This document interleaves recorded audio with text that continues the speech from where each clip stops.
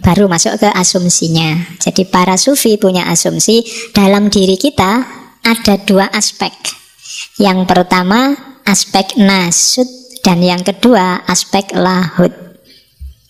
Nasut itu kemanusiaan, lahud itu ketuhanan. Jadi jangan salah, Allah sejak awal sudah bilang wa nafakha fihi min ruhi, ya kan? Wa khalaqa adama ala suratihi, atas gambaran citranya Allah, Allah meniupkan ruhnya dalam dirimu. Nah, maka kita ini manusia tapi punya dimensi ketuhanan. Sebaliknya, dalam diri Tuhan, ini yang kalimatnya agak ada lahud ketuhanan tapi juga nasut. Lah kok Allah ada kemanusiaannya? Nasutnya Allah itu yang lahud dalam dirinya manusia. Jadi dimensi kemanusiaannya Allah itu sebenarnya dimensi ketuhanan yang ada dalam diri manusia. Maka kan gitu, kalau pingin Allah masuk dalam dirimu, nasutmu yang manusia sisihkan, biar tersisa lahudnya. Dan lahudmu itu nasutnya Allah ketika Allah memanusia.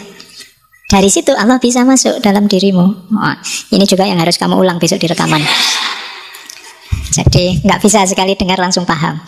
Jadi ada Tuhan, ada manusia, ya kan? Kalau kamu pingin Tuhan masuk, sisihkan manusianya, karena nggak mungkin Tuhan nyampur. Tuhan bersatu dengan dirimu. Seandainya toh nyampur kayak itihad, yang hilang bukan Allah tapi kamu.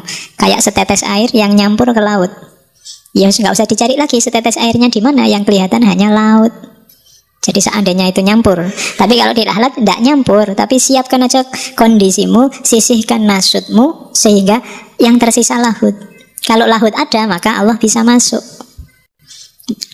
Ya kayak laki-laki contohnya pacaran, sing gampang memang pacaran. Misalnya kamu naksir cewek apa cowok, terus yang kamu taksir itu bilang, aku ndak suka cowok yang ngerokok. Nah kan, maka demi agar cewek itu bisa masuk dalam hidupmu, syaratnya apa? Buanglah rokokmu.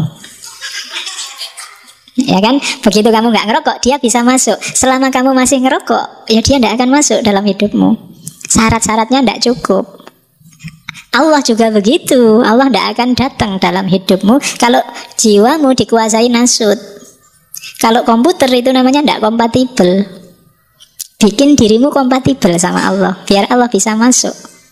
Kalau programmu program manusia, ya Tuhan nggak bisa masuk. Programmu harus program Tuhan, biar Allah bisa masuk. Jadikan dirimu siap untuk Tuhan masuk dalam dirimu. Nah itu nasut dan lahud. Bukan berarti terus dirimu membuang kemanusiaannya, enggak. Sisihkan dulu, jangan dikuasai oleh yang nasut. Tapi penguasanya harus yang lahud, yang Tuhan. Biarkan kehendakmu adalah kehendaknya Allah, ucapanmu adalah ucapannya Allah, perbuatanmu adalah perbuatannya Allah. Itu berarti dirimu kompatibel sama lahud. Dari situ Allah akan datang padamu. Nah, kalau sudah bisa kayak gini, jadi wali kalian. Ya, wali itu kan semacam itu. Kalau di Al-Quran cirinya wali itu la khaufun alaihim walahum yahzanun.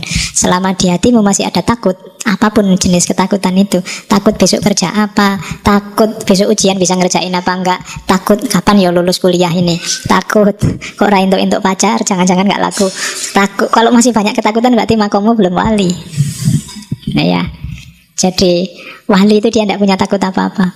Itu ciri paling gampang. Kalau masih takut kalah, masih takut partaimu jatuh, masih takut organisasimu kacau, masih banyak, masih enggak. Jadi sudah enggak takut. Orang yang enggak takut apa-apa itu sebenarnya cirinya cuma satu, orang yang percaya 100% pada Allah. Selama masih ada takut di hatimu, itu sebenarnya kamu masih belum 100% percaya pada Allah. Mbok anggap kamu apa yang merancang hidupmu, kan gitu. Kan harusnya Allah. Sama nanti kalau kamu jadi guru, jadi dosen, jadi pendidik, bahkan jadi orang tua, jangan kecewa, jangan marah kalau anak didikmu atau anak kandungmu tidak manut sama nasihatmu. Kenapa? Tugasmu ya hanya nasihatin. Yang bikin manut dan tidak manut kan Allah. Kalau kamu merasa bisa mengubah manusia, bisa bikin orang manut, itu namanya kamu merasa tinggi, merasa sombong.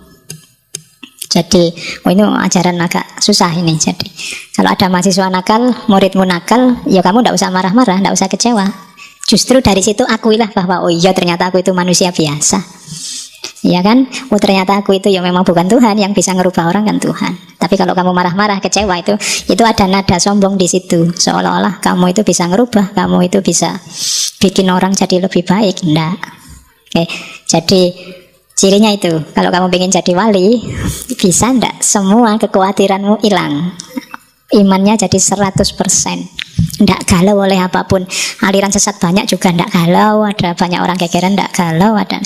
Dan kamu yakin dengan skenario-nya Allah 100%, itu wali. Dan kalau sudah wali jangan khawatir, Allah yang melindungimu 100%. Ya kan ada hadisnya itu. Barang siapa menyakiti wali-waliku kan itu. Dan seterusnya lah. Oke, yo, yang ini juga kamu inget-inget aja. Syukur-syukur bisa dijalani. Ya rada abot memang. Oke, malam ini kamu inget-inget referensi-referensinya. Siapa ngerti bisa menempuh jalan itu. Oke, terus itu asumsi-asumsinya. Prosesnya gimana? Untuk menyisihkan nasut, mau tidak mau harus riyadhah diniyah. Jadi latihan rohani. Ya namanya latihan dong mesti agak berat. Uzlah, kemudian tafakur, muhasabah, sholat malam, pokoknya mendidik diri agar tidak jatuh cinta sama dunia. Nah ini rada abot kalau usia-usia kalian mungkin ya. Masih ambil nafas besar. Ya. Jadi ya abot. Ya semangatmu kan naik turun kayak gini. Wah semangat saya mau riyadhah. Riyadhah apa nih? Iya. Ya kan kamu sholat subuh on time itu sudah alhamdulillah. Ya jadi ya masih ingat sholat subuh kan luar biasa. Tidak usah lah tahajud itu apa nih. Jadi sholatnya subuh. Kemarin saya baca di mana itu, kenapa di Indonesia banyak orang sholat subuhnya kesiangan, karena salah nama. Kalau di beberapa kitab sholat subuh itu namanya sholat fajar. Di Indonesia subuh lebih terkenal. Kalau sholat fajar ya waktu fajar. Jadi ketika diganti sholat subuh ya berarti tidak harus fajar, pokoknya subuh niatnya. Oke, ya argumennya apa gue.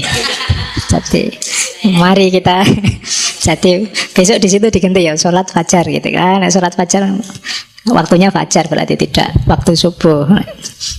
Karena namanya subuh kadang-kadang jam 7, kadang jam saya lupa ya baca. Ada juga referensi bahwa sebenarnya sholat duha itu banyak hadisnya yang dipertanyakan. Coba dicek yang ahli hadis ya. Di beberapa referensi malah ada yang bilang sholat duha itu awalnya karena dulu Muawiyah itu sholat subuh kesiangan.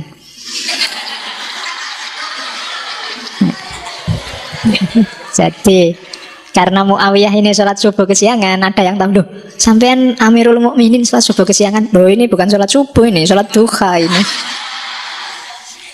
Nah, terus dari situ lahirlah banyak hadis-hadis tentang keutamaan sholat duha. Oke, yuk kamu cek sendiri. Yang ahli hadis, ahli sejarah. Mohon bantuannya untuk di subscribe ya, biar saya tambah semangat. Terima kasih, subscribe dengan keikhlasan ya, biar berpahala. Terima kasih.